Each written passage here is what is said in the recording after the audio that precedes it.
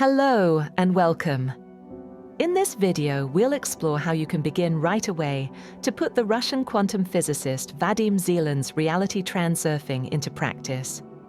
To get the complete picture, reading the book is of course recommended, but it is a long and complex work that often takes several readings to fully understand. What this video aims to do is make the entry point easier. We'll focus on the core principles, explain the shift in mindset required to apply them, and distill the book's main ideas into their essentials, showing you how they connect to what you want to achieve. Before we move on, keep in mind that these ideas only become real when you begin to notice them in your own life. Reality transurfing is not just a theory to be understood. It is a practice that works only through direct observation. As you listen, start paying attention to how the principles described here are already playing out in your daily experiences. The more you observe the patterns in your thoughts, emotions, and interactions with the world, the more clearly you will see how these teachings operate. This awareness is what allows you to apply them effectively, so that they shift from abstract concepts into practical tools for change. Now, reality transurfing offers a set of principles for navigating life in a way that allows you to move toward the reality you prefer. The essence of the practice lies not in forcing the world to bend to your will, but in learning to interact with the underlying structures of reality so that circumstances align with your chosen path. To understand what is essential for putting transurfing into practice, you must first grasp the foundation that supports all the techniques. The world is like a mirror reflecting your inner state. Pendulums drain your energy if you let them. Balance must be maintained by lowering unnecessary importance. The alternative's flow guides you when you allow it. And intention, especially outer intention, has the power to bring about the reality you choose. The starting point is to recognize that the world contains infinite versions of reality, what Vadim Zeland calls the alternative space. Every possible event, outcome, and scenario already exists in this space, and your thoughts and energy determine which version becomes your lived reality. This means you are not creating something from nothing. Instead, you are aligning yourself with a sector of reality that already exists and allowing it to manifest. The essential practice here is to stop struggling against the world as if you had to invent everything from scratch. Instead, you learn to direct your focus so that the path you choose opens up naturally. Understanding this relieves you from the pressure of feeling that you must force life to happen a certain way. The opportunities already exist. The task is to move toward them without resistance. One of the first obstacles you encounter in this work is the phenomenon of pendulums. Pendulums are energetic structures formed by the collective thoughts and emotions of many people. They can take shape as institutions, political movements, conflicts, ideologies, or even habitual patterns of thinking and behavior. Although they arise from human thought and emotion, once formed, they begin to function almost like independent entities with their own momentum and purpose. Their main aim is to feed on emotional energy, whether it is supportive or opposing. This is why both loyalty and resistance, when directed toward a pendulum, equally sustain it. In older esoteric traditions, similar formations are known as egregores. For someone encountering this for the first time, the idea of invisible energetic formations can feel abstract or difficult to accept. But whether you view pendulums as real energetic intelligences or simply as a description of how collective thought patterns take on a life of their own, the result is the same. They influence human behavior, draw on your attention, and can easily pull you away from your own path. You only need to look closely at yourself, at others, and at everyday interactions to notice that more is at play than what the eye can see. Someone utters a careless word, and the atmosphere in the room shifts. What seemed harmless suddenly escalates into a full argument. A minor irritation arises, and before you know it, the entire day is consumed by a chain of negative experiences that spiral into despair. Or, on a larger scale, vast numbers of otherwise reasonable people begin to adopt an ideology that seems irrational when seen from the outside. These shifts hint at forces beneath the surface that shape collective behavior and personal experience alike. This is the influence of pendulums. When you give them your energy by reacting intensely, resisting, or becoming too involved, they take hold of your attention and steer you away from your own chosen path. The essential practice is not to fight them, because struggle only strengthens their pull, but to step aside. You do this by withholding emotional energy, whether positive or negative, and redirecting your focus to where you want it to be. If a pendulum provokes you, resist the urge to push back with equal force. Instead, observe, let go, and place your attention back on your chosen reality. This weakens the pendulum's grip and frees your energy to flow toward your goals. The main lesson is simple. Energy follows attention. When you withdraw your attention from destructive pendulums, you reclaim the power to create your own reality. This is not easy in the beginning, and you will notice it quickly. The pull toward a knee-jerk reaction can feel almost irresistible. It is as if something inside pushes you to speak out, defend yourself, or vent frustration. You may even feel as though you are holding something back, or depriving yourself of relief when you refuse to let yourself collapse into a tirade of complaints as soon as life seems to turn against you. Yet this sense of deprivation is deceptive. What actually happens in those moments is that a pendulum is trying to draw energy from you. By reacting, you hand over that energy and strengthen its hold. By pausing, observing, and choosing not to feed it, you reclaim that energy for yourself. And if you manage to do so, you will often notice how things start to clear up on their own. At first, this practice can feel uncomfortable because it runs against long-standing habits. We are used to equating emotional outbursts with honesty or strength. But with time, you begin to see the difference between being authentic and being manipulated into reaction. Learning to withhold your energy is not suppression. It is self-mastery. Instead of spilling energy into patterns that don't serve you, you are redirecting it toward the life you want to build. The alternative to getting caught in pendulums is to ride the wave of fortune. This refers to aligning with favorable sectors of reality that are already forming around you. Instead of battling problems or getting drawn into negative spirals, you notice small positive signs, however minor, and focus your attention on them. This amplifies the positive stream and draws you deeper into the wave. The practice requires a certain lightness.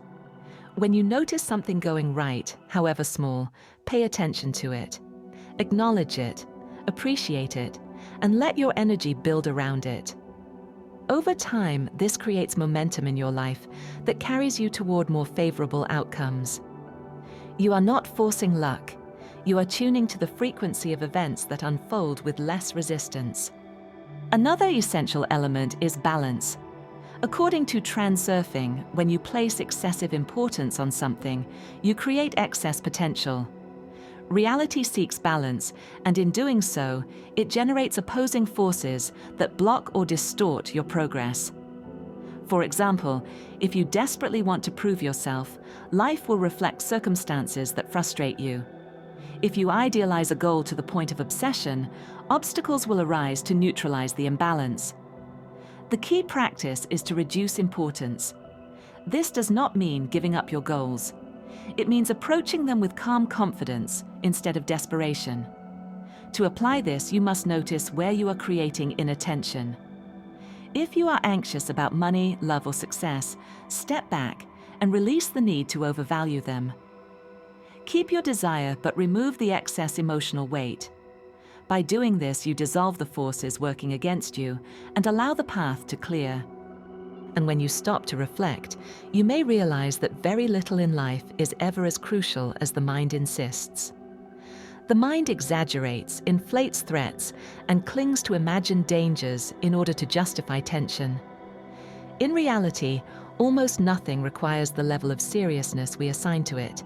Even matters that feel decisive in the moment often turn out, with time, to be far less significant than they appeared. By seeing this tendency clearly, you begin to understand that importance is not an objective feature of events, but something created by your own perception. By questioning the intensity of your fears, you create space to breathe and loosen the grip of importance. This shift does not dismiss your goals or challenges, but it helps you face them with steadiness rather than panic, which is exactly what allows reality to unfold more smoothly. When balance is restored, you can begin to move with the alternative's flow. This principle teaches that the world itself has streams of least resistance that naturally lead to solutions. This is important to recognize clearly. When we lift ourselves above our battles with pendulums, balancing forces, and our mind's insistence on attaching importance to outcomes, life starts opening up to us if we allow it and pay attention to the opportunities that present themselves. But we need to be perceptive and develop a mindset of trust and adaptability for this to work. As mentioned in the beginning, problems often resolve themselves when you stop resisting. The practice here is to develop sensitivity to signs and inner guidance. You do not need to control every detail. Instead, you pay attention to subtle hints, synchronicities, and gut feelings that point you in the right direction. Letting go of the need to micromanage allows the flow to show you the easiest route. This is not passivity. It is active observation combined with readiness to act when the signs are clear. The essential skill is to listen to yourself and the world with equal attention. At the center of transurfing lies the concept of intention. Intention is not mere wishing or hoping. It is the decision to act, combined with the certainty that the outcome will follow. There are two types of intention, inner and outer. Inner intention is your effort to control events directly, through willpower and action. Outer intention is different. It is the alignment of heart and mind that connects you with the alternative space and brings circumstances together without struggle. To practice outer intention, you must bring your heart's desire and your mind's belief into unity. This is important to grasp beyond theory, because we are talking about something very specific. When your heart longs for something, but your mind is filled with doubt, no alignment can take place. When both move together, reality begins to reflect your choice. The essential practice is therefore to choose goals that genuinely resonate with your heart, not borrowed desires from society or pendulums, and to cultivate the conviction that these goals are attainable. This unity is what activates outer intention. For that reason, it becomes crucial to dedicate real attention to discovering what you truly and authentically want. Many people spend years pursuing goals that were never their own, only to find emptiness at the end. Clarifying your authentic desires is not a side task. It is the foundation on which the rest of transurfing stands. One of the most practical tools in transurfing is the slide. A slide is a mental image of your chosen reality, played in your imagination as if it were already real. It is not passive daydreaming, but deliberate, conscious focus. You create a vivid picture in which you are living the desired reality, not looking at it from the outside, but being fully inside it, feeling it, and experiencing it. And here, the necessity of the alignment between heart and mind becomes especially clear. If your goal is not authentic, you will struggle to feel the reality of it. The heart cannot be tricked into passion for something it does not truly want, and without that genuine feeling, the slide remains flat and lifeless. Only when the image awakens both emotional resonance in the heart and belief in the mind does it gain the power to imprint itself into the alternative space. The practice requires patience. You run the slide consistently over time until the image imprints into the alternative space and reality begins to shift toward it. The key is not to force the slide or become desperate for results. Simply maintain the image calmly and systematically. Over time, opportunities appear, doors open, and the path aligns. This practice works because reality, as a mirror, reflects the image you project into it. The essential rule is persistence without tension. You must focus regularly, but without anxiety. To make this absolutely clear, many people chase false goals imposed by pendulums, such as prestige or recognition, only to discover that they do not bring true fulfillment. When you choose your own goals, aligned with your heart, the process itself becomes joyful and energizing. The practice here is to listen to yourself honestly. What brings you genuine excitement and peace? When you pursue this, doors open and the path becomes smoother. If you pursue false goals, the journey is heavy, and even if you succeed, the result feels empty. Choosing your own goals is therefore not optional, it is essential. Another practical method is frailing. This technique applies especially to relationships. Instead of approaching others with the intention to take, you shift to the intention to give.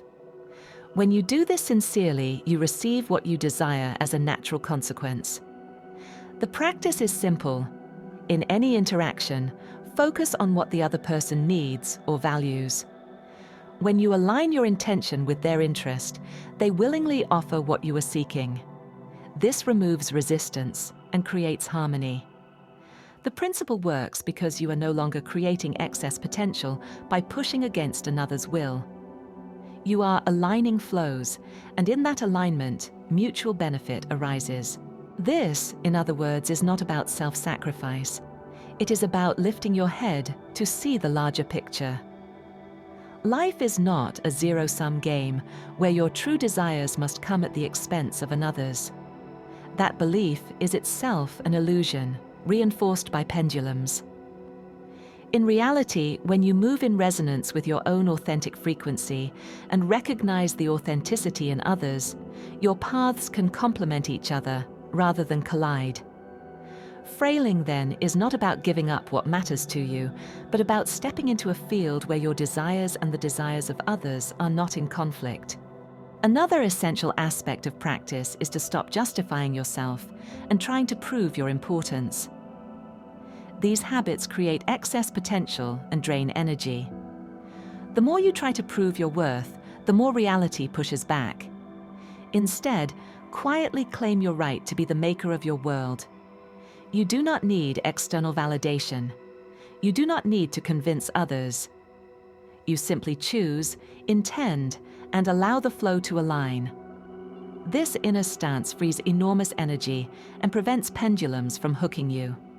Regular practice is crucial. Reality transurfing is not something you test once and abandon. It becomes effective when you make it a way of life.